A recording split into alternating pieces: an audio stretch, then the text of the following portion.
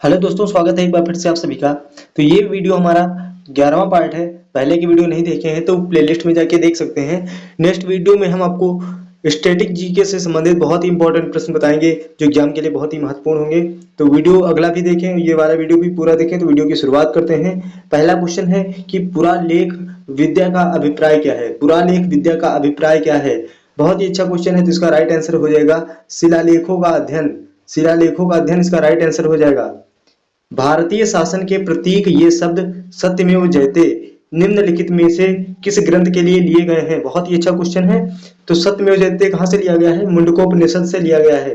सत्यमेव जयते मुंडकोपनिषद से लिया गया है। ऑप्शन पहला सही हो जाएगा। तीसरा क्वेश्चन क्या है? भारत में वर्ण व्यवस्था किस लिए बनाई गई थी? भारत में वर्ण व्यवस्था किस लिए बनाई गई थी? सबसे इंपॉर्टेंट क्वेश्चन है। वर्ण शब्द का प्रयोग कहाँ मिलता है? तो ऋग्वेद में मिलता है। वर्ण शब्द का प्रयोग ऋग्वेद में मिलता है, इसको याद रखें। और वर्ण व्यवस्था किस लिए बनाई गई थी? तो इसका राइट आंसर हो जाएगा व्यावसायिक श्रम विभाजन के लिए। व्यावसायिक श्रम विभाजन के लिए बनाई गई थी। देवी माता की पूजा संबंधित थी। देवी माता की पूजा किससे संबंधित है ये बताना है। बहुत ही अच्छा क्वेश्चन है। देवी माता की जो पूजा है ये सिंधु घाटी सभ्यता के साथ संबंधित है। सी वाला ऑप्शन सही हो जाएगा। अगला क्वेश्चन बहुत इंपॉर्टेंट क्वेश्चन है। एग्जाम में बहुत ज्यादा पूछा जाता है। सिंधु घाटी सभ्यता का बंदरगाह, सिंधु घाटी सभ्यता का बंदरगाह कौन है? लोथल। लोथल कहाँ है? गुजरात में है। याद रखें, लोथल गुजरात में है।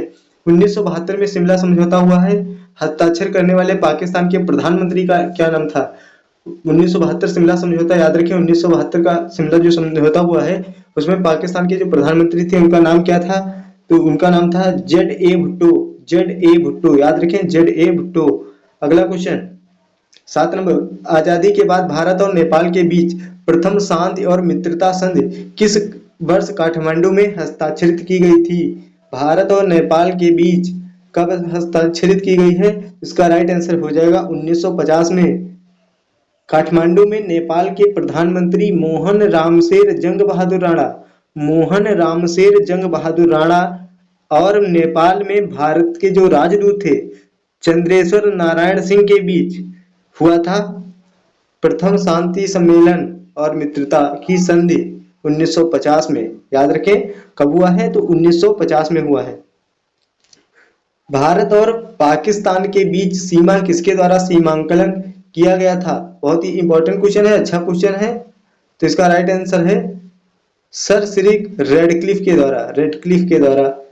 निम्नलिखित में से किसे द लेडी विलिंगटन पार्क के रूप में माना जाता है? द लेडी विलिंगटन पार्क तो नई दिल्ली में स्थित है। लोधी गार्डन, नई दिल्ली में स्थित लोधी गार्डन को ही द लेडी विलिंगटन पार्क के रूप में जाना जाता है। अगला क्वेश्चन, भारतीय राष्ट्रीय कांग्रेस के संस्थापक कौन है? भारतीय राष्ट्रीय कांग्रेस के संस्थापक एओ ह्यूम हैं। अगला क्वेश्चन, निम्नलिखित में से कौन एक मृदा अपरदन का कारण नहीं है?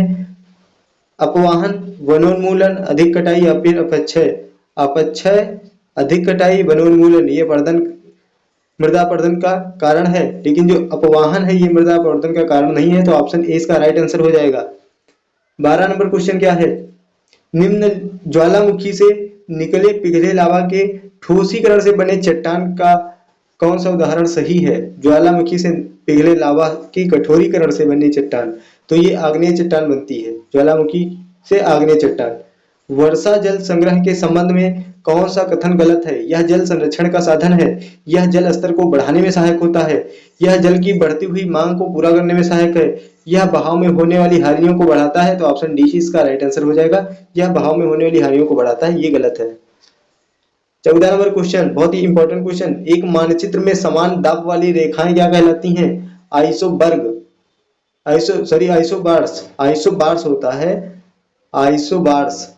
एक मानचित्र में समान दाब वाली रेखाएं आइसोबार्स कहलाती हैं, आइसोबार्स। विश्व की सबसे गहरी खाई मेरियाना गर्त कहाँ है? मेरियाना गर्त कहाँ है? तो सबसे जो गहरा सबसे बड़ा सागर है प्रशांत महासागर, तो उसमें ही मेरियाना खाई है। अगला क्वेश्चन, सरकार किसको प्रोत्साहन देने के लिए अपनी मुद्रा का अवमूल्यन करता है? किसको प्रोत्साहन देने के लिए अपनी मुद्रा का अवमूल्यन करता है? तो निर्यात को प्रोत्साहन देने के लिए मुद्रा का अवमूल्यन करता है। किस प्रकार के उर्वरक के लिए भारत में पूरी तरह आयात पर निर्भर है? किस प्रकार के उर्वरक के लिए भारत जो है पूरी तरह से आयात पर निर्भर है? तो आयात पर निर्भर किसके लिए है? ये होता है पोटास के लिए, पोटास उर्वरक के लिए। और याद रखिए भारत में यूरिया सर्वाधिक उपयोग होने वाला उर्वरक है। जो यूरिया है सर्वाधिक उपयोग होने वाला उर्वरक है भारत में। अगला क्वेश्चन क्या है कि नियम विदेशी मुद्रा की दर को कौन बदल सकता है? नियम विदेशी मुद्रा की दर को कौन बदल सकता है? तो वित्त मंत्रालय। वित्त मंत्रालय नियम विदेशी मुद्रा की दर को बदल सकता है। भारतीय अर्थव्यवस्था का वैश्वीकरण क्या प्रदर्शित करता है? भारतीय अर्थव्यवस्था का वैश्वीकरण क्या प्रदर्शित करता है? बहुत ही अच्छा क्वेश्चन है। तो इसका राइट आंसर क्या हो जाएगा? ये हो जाएगा दूसरे देशों के साथ आर्थिक संबंध में कम से कम हस्तक्षेप करना। दूसरे देशों के साथ आर्थिक संबंध में कम से कम हस्तक्षेप करना, ये भारतीय अर्थव्यवस्था का वैश्वीकरण है। अगला क्वेश्चन बहुत ही ज्यादा इंपॉर्टेंट है कि बैंक दर क्या है? बहुत ही ज्यादा इंपॉर्टेंट। वह दर जिस पर किसी देश का केंद्रीय बैंक देश के अन्य बैंकों को ऋण देता है, यही बैंक दर है। वह दर जिस पर किसी बैंक का केंद्रीय बैंक देश के अन्य बैंकों को ऋण देता है। अगला क्वेश्चन है कि आधारित लोकतंत्र किससे संबंधित है?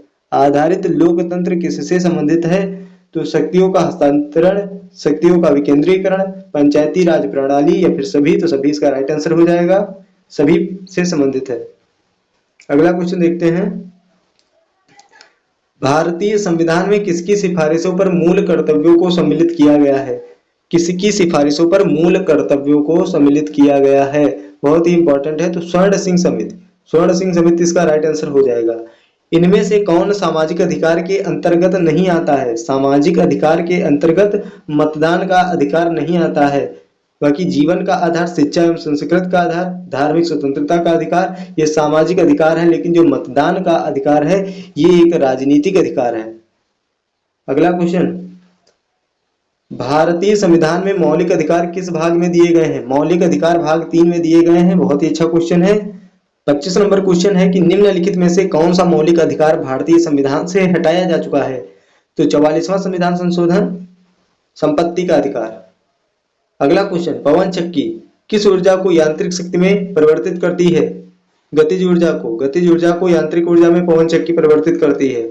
अगला क्वेश्चन, विकास का सिद्धांत किसके द्वारा प्रतिपादित किया गया? विकास का सिद्धांत बहुत इंपॉर्टेंट क्वेश्चन है। तो चार्ल्स डार्विन के द्वारा प्रतिपादित किया गया है। अगला क्वेश्चन, 5 किंगडम वर्गीकरण किसने प्रस्तावित किया था? 5 किंगडम वर्गीकरण किसने प्रस्तावित किया था? तो इसका राइट आंसर हो जाएगा option A, R.H. Whittaker, R.H. Whittaker. अगला क्वेश्चन है, किस प्रकार का रोग जनक जल जनित रोग टाइफाइड बुखार का कारण बनता है? अच्छा क्वेश्चन है। तो इसका राइट आंसर हो जाएगा बैक्टीरियल। टाइफाइड का बुखार पाचन तंत्र और ब्लड स्ट्रीम में बैक्टीरिया के इन्फेक्शन के कारण होता है। टाइफाइड पानी और फूड जनित रोग है। टाइफाइड पानी और फूड जनित, टाइफाइड जो होता है पानी और फूड जनित रोग है। इस बीमारी में साल्मोनेला टाइफी नामक बैक्टीरिया गंदे पानी और खाने के जरिए शरीर में प्रवेश करता है और पाचन तंत्र को प्रभावित करता है। याद रखें। अगला क्वेश्चन, परमाणु तत्व संख्या 29 किससे संबंधित है?